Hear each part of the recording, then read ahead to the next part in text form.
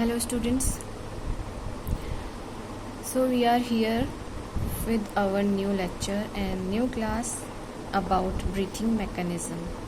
Breathing mechanism जो है वो third and equally important part है रेस्पिरेशन के प्रोसेस का.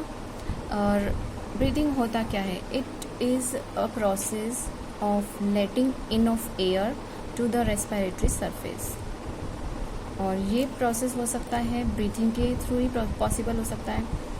और दो तरह से ब्रीथिंग का प्रोसेस कंप्लीट होता है, 2 स्टेप्स में. फर्स्ट स्टेप होता है inspiration and second one is expiration. तो किस तरह से ये होता है?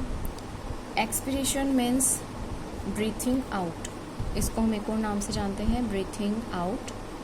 And inspiration is also known as breathing इन.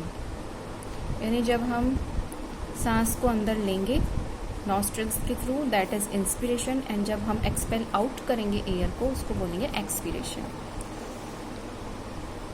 अब सबसे इम्पॉर्टेंट चीज़ हम लोगों ने देखी थी डायफ्राम, जो कि थोरैक्स और एब्डोमेन को डिवाइड कर रही थी.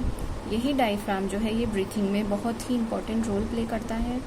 It is a muscular structure and it is attached to ribs.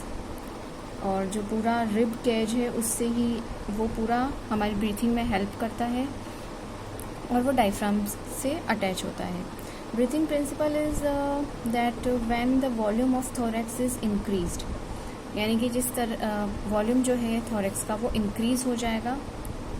कब होगा? जब air is enter in our thorax region, और we can say air is sucked in. And next step में वॉल्यूम ऑफ थोरैक्स डिक्रीज हो जाएगा. और वो किस तरह से होगा? Because it squeezes the air outside. जैसे कि मैं आपको एक सिंपल वे में समझाने की कोशिश करती हूँ. आप लोगों ने देखा होगा एक पाउच जो होता है, जो पाउच जिसमें कि सॉस भरा होता है.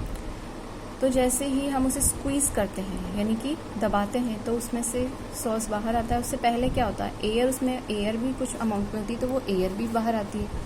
इससे भी इजी एग्जांपल अगर मैं लूँ तो एक बलून लिया हमने. अभी ये बलून इस तरह से है, यानी कि फ्लैटन स्ट्रक्चर में है. जब हम इसमें एयर डालेंगे, माउथ पे लगा के हम एयर इसमें एंटर कराएंगे, तो ये इस तरह से बल्ज हो जाएगा. और इस प्रोसेस को हम तो क्या हुआ, इसमें सरफेस एरिया इंक्रीज़ हो गया, यानी कि हमारा थोरैक्स जो है वो भी इसी तरह से एक बलून की तरह हम मान सकते हैं. एयर जैसे अंदर आएगी वो इंक्रीज़ हो जाएगा उसका सरफेस एरिया. एंड देन जब हम इसमें से इसको माउथ को ओपन करते हैं और जब रिलीज़ होती है गैस, तब क्या होता है? एयर रिलीज़ होने से ये वापस फ्लैटन हो जाता है, यानी सरफेस एरिया डिक्रीज़ हो जाता है. आई होप आप लोग अच्छे से समझ गए होंगे इस प्रोसेस को.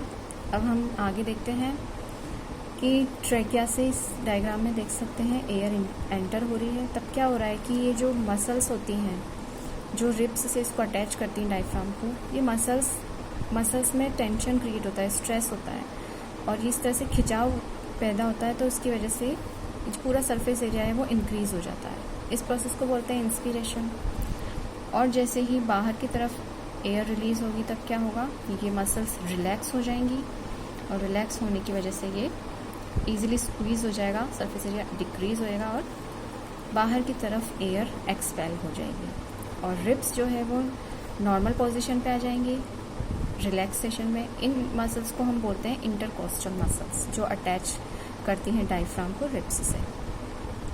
ओके, तो ये हमने पूरा देख लिया. ये वर्टिबल कॉलम है, यहाँ से इस तरह से ये अटैच होती हैं मसल्स. ये इनहेलेशन का प्रोसेस है, यानी हम जब इनहेल करते हैं एयर, और ये एक्सहेलेशन का प्रोसेस है जब हम एयर को बाहर रिलीज़ करते हैं. तो ये हो गया हमारा ब्रीथिंग मैकेनिज़्म. नेक्स्ट लेक्चर में हम बात करेंगे इंस्पिरेशन और एक्सपिरेशन के बारे में, डिटेल स्टडी करेंगे. Till then, happy learning and enjoy learning.